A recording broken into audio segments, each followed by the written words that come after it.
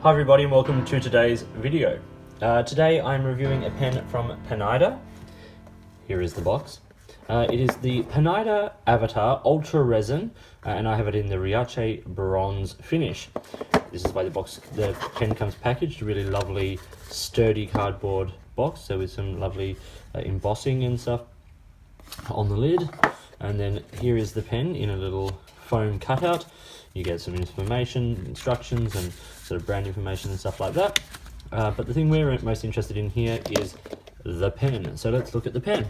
So, as I said, this is the Avatar Ultra Resin. It was released in 2019. It is, as I said, the Riace bronze. Nice sort of grey bronze swirl in the acrylic there with palladium plated furniture. So this Pineider is an Italian brand, and since Dante Del Vecchio left Visconti and moved to Pineider, they've been focusing on a range of pens, and there's a couple of things that set this pen apart. Part of this pen's design that makes it interesting is that it is glueless, so it's all constructed using friction and using engineering to create like the spring-loaded clip, for instance, with the spring, and then this little pin that is sort of hammered through, locking everything in place. So it's well engineered, it's well designed. It really is just a nice, very elegant, simple, good everyday writing pen. And the resin itself is described as indestructible and all of that sort of thing, and there have been tests done with throwing it and hitting it with hammers and running over it with cars, things like that. You can look at other reviewers and other pen pages and things like that for information and examples of all of that. But let's look at the pen now. Let's start at the top. So as I said, this is a spring-loaded clip, and the arm of the hinge runs through the cap. It's held in place with the pin. The cap is nice and cylindrical. In fact, the entire pen has a lovely sort of smooth, cylindrical, polished finish. And then we run down to this cap band. Oh, the clip there is supposed to look like a quill, which I think is quite nice. It's relatively sturdy. It's not going to hold the pen in place if you're doing handstands and things with it in your pocket, but it's enough to sort of keep it in place generally. The cap band there, as it is rhodium plated and has engraving of the skyline of Florence. You can see the Duomo and things like that, which is really quite nice. And of course the brand name Pineider. Tapers down towards another sort of a silver finial there, end cap, and it's nice. It's a magnetic closure, and part of the design of this pen is the magnetic closure has been designed to be quite sturdy and quite reliable, and also have quite a decent lifespan on it. The magnets are all coated so that they don't sort of corrode and things like that. Take it out, there's a cap, there's a little silver band there, a bit more of the resin, and then the metallic section, which is going to be problematic for a few people for a couple of reasons. Then we get this number 6 size nib, which I think is, from memory, is made by Bock. And it's nice, it's got a nice engraving on it, it's rhodium plated, it's a pretty decent nib, and then of course a plastic feed. The pen unscrews to show the converter. It's a standard international cartridge converter. It comes with a converter here with Pineider labelled on it. It looks like just a plain Schmidt converter, but it's very nice, it does the job. It's good. So this pen is it's a nice, well-built pen, good design, good sort of construction and engineering, and really nothing really sort of too bad that jumps out. Just a couple of little issues that I will get onto in just a minute. In a minute. A couple of other interesting things about this pen, firstly, is that it posts quite securely. Not overly long, but sort of longer than I would use posted, but it does post if that is your desire. And also it comes with a really great range of finishes. So if you can look on a couple of websites like Goulet Pens and Apple Boom, which is where I got this, and see just the range of the colours that are available. I quite like this one. I like that sort of swirl of bronze through the grey and the silver. I think it's really pretty. Okay, so let's do some size comparisons and measurements and all that sort of stuff, and we'll see how we go. So I'm going to compare it to a couple of pens here. First one I'm going to compare it to is sort of the industry standard for these, it seems, which is the Lamy Safari. So you can see it's longer than Lamy Safari, but about the same sort of girth when it is capped. Another Lamy I want to show it next to is the Lamy 2000, which is a similar size to the Safari in a lot of ways, but these are pens a lot of people will be familiar with, and is actually at occasionally a similar price point to the Lamy 2000. The Lamy 2000 has its own unique gold nib and all of that. And then another pen that came out recently I want to compare it to, simply because it's from Visconti, and Visconti and Pineider have interesting links, is the Breeze. Now, both are made of sort of resin pens with sort of the same sort of hinge clip that runs over the top of the pen. Both have sort of highly engraved centre bands, although the centre band is on the barrel of the pen in this case and on the cap for the Pineider. Let's look at a couple of these now uncapped, so we can get a sense of the size of these pens. Uncapped. So uncapped, you can see the Avatar holds its own very nicely against the others here, longer than the 2000 and about the same sort of size as the Safari, if a little bit longer. And posted, we'll just post it alongside the Safari here to give you an idea. Safari being quite a pen that posts relatively long, and this sort of matches it quite well. So now just measurements here of the Pineider. So we'll start with it capped. The capped length is 147 millimeters, so a nice sort of length. It's a good size pen. Uncapped is 133, so it is absolutely long enough to be used uncapped. Nice sort of size. Posted, it's 164, so not too bad really in the scheme of things.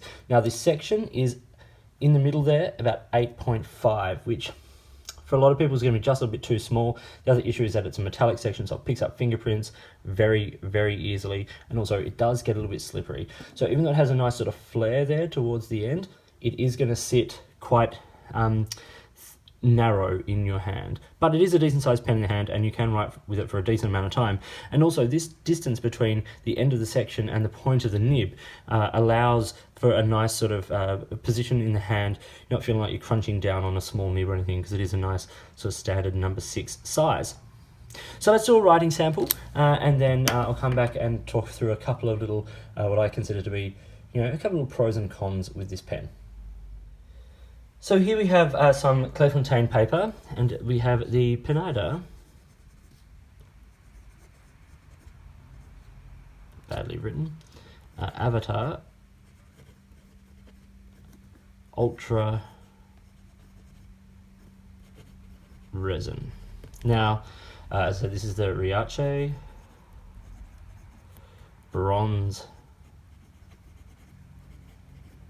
finish, which is lovely. I really do like it. And so this is a number 6 steel medium nib. The ink I'm using here is Waterman Absolute Brown.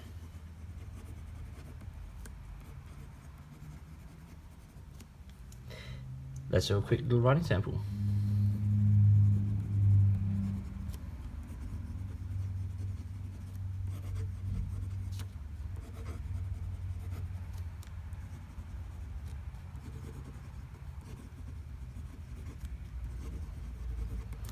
So this is a medium nib. It's not a particularly broad medium, but it is certainly laying down more than enough line there on the page. It's not the wettest pen, but it has a good, reliable flow. The only issues I have is the occasional hard starts with this pen. Now, I'm not exactly sure why, but you could see sort of a couple of times, like around there and through here, the pen just occasionally just doesn't like to sort of get writing. Now, the nib has a little bit of spring to it. It's a slightly soft sort of spring. I'm not going to push it too far, but you can see you can sort of open up the tines just a little bit. So it's not just pushing down to let more ink down, it is actually opening up. So it is slightly springy, which is nice, but I certainly wouldn't push it beyond its sort of standard safe distance, if you will. Fast writing. Well, I won't even go any further. You can see here and here, it just skips occasionally. So if you're using this for everyday writing, it is something you're going to have to be aware of. But, it's something that I think can be actually fairly annoying as well, if I'm being completely honest. Reverse writing, very scratchy and will dry out very quickly. And as I said, flex-wise, you do get sort of a little bit of line variation from this pen. So you know, this isn't the wettest ink around, but it's certainly not a dry ink, and you do get sort of a decent sort of flow down on the page. So you are, you know, putting down enough ink for shading, and, you know, if you're using the right ink, probably sheen as well. But the writing experience is only average, I'd have to say. It's smooth enough. You know, there's no real feedback. It's not scratchy. It's just not 100% reliable all the time, which is a real, absolute, real shame. Okay, let's talk pros and cons. Let's start with the cons. So, firstly, the price. Depending on where you get it, 120 to 160 US, which puts it in the realm of, at the higher end, things like the Lamy 2000, which is an infinitely better pen. And around the lower end, similar to some of the new Visconti pens like the Breeze and the Mirage, which I actually think write better. There's a lot of design that has gone into this pen, so you are paying for things like that, but I don't necessarily know if that is worth what you are spending on this pen. It is also a steel nib, so keep that in mind.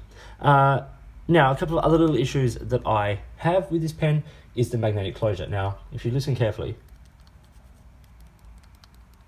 there's a little bit of give here in the cap, which I find really annoying. The Visconti Mirage has a great magnetic closure with some little facets to lock it in place. This just feels loose and flimsy in the cap.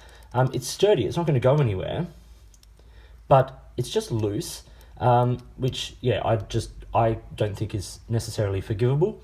The other issue I have with this pen is the section. It's metal, which is going to annoy some people, but it's also very small, quite narrow, but also it sort of tapers quite heavily. So you do feel like you are trapped in that spot. Hold it further back, there is a little step down there around the magnetic closure sort of area here. So you do feel like you're holding onto that, you do feel that, and then lower down you are getting to quite a narrow section. There are things I like about the pen. I really do like the material, and I do like the range of colours that are available for this pen. And I think apart from that loose sort of closure there, it is a very sturdy pen. Like, there's no give, it's got a robustness to it. The resin feels strong, and those videos from other retailers show just how strong this pen is. And I do like the look of this nib and the feel of this nib sort of in terms of the size, and when it's writing, it writes beautifully. But those hard starts are just, for me, just a little bit unforgivable. So this was the Pineider Avatar Ultra Resin in the Riace Bronze. Not a terrible pen. I do use this as an everyday writer, and I will continue to. When it's writing, it writes beautifully. It's not a pen without its faults. I'd like to see Pineider continue to develop their pen range, particularly this sort of inverted commas budget end of their pen line, just to sort of improve a few things, make a few changes to allow for that looseness of the cap and things like that, and we'll see where it goes from there.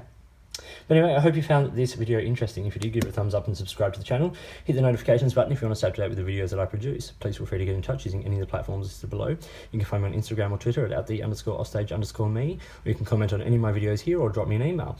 If you'd like to, if you've got products you think I should be looking at, let me know. Or if there's a way you'd like to support the channel, get in touch and let's see what we can do. In the meantime, enjoy your pens, enjoy writing, and I'll talk to you later.